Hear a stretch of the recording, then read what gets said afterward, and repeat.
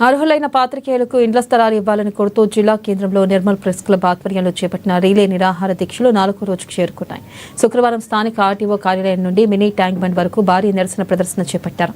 అనంతరం అంబేద్కర్ విగ్రహానికి వినతి పత్రం అందజేశారు. కొన్నేండ్లుగా వివిధ ఛానల్స్ దినపత్రికల్లో పనిచేస్తూ అద్దె ఇంట్లలో ఉంటూ ఇబ్బందులు పడుతున్న పాత్రికేయులకు ఇంటి స్థలాలు కేటాయించి న్యాయం చేయాలని అన్నారు.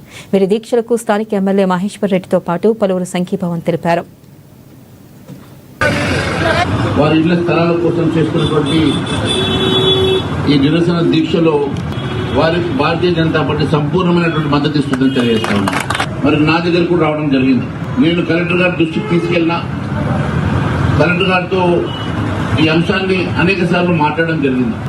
మరి అప్పుడు శ్రీధర్ కూడా అధ్యక్షుడిగా గెలిచిన కొత్తలో శ్రీధర్ తో పాటు కార్యవర్గ సభ్యులు కోశెట్టి వీళ్ళందరూ కూడా నా దగ్గరకు వచ్చిండ్రు, మహేష్ వీళ్ళందరూ కూడా నా దగ్గరకు వచ్చిండ్రు. మరి వెంటనే నేను కలెక్టర్ గారితో ఈ అంశాన్ని మాట్లాడి మరి అన్ని చోట్ల ప్రభుత్వం ఇంతకుముందు కూడా వారి మేనిఫెస్టోలో పెట్టుకున్నారు.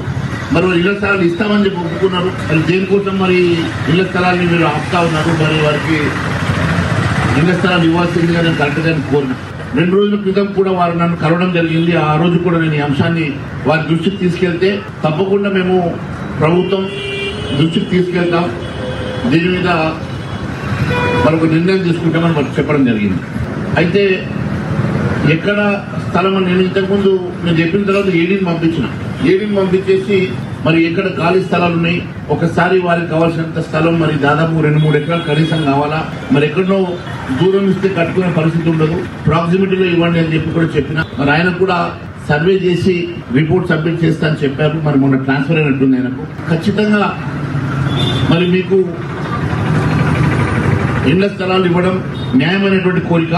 ఖచ్చితంగా మీకు ఇళ్ల స్థలం విషయంలో నా సంపూర్ణ మద్దతు మీ వెంట ఉంటుందని తెలియజేస్తాను. వారి ఇళ్ల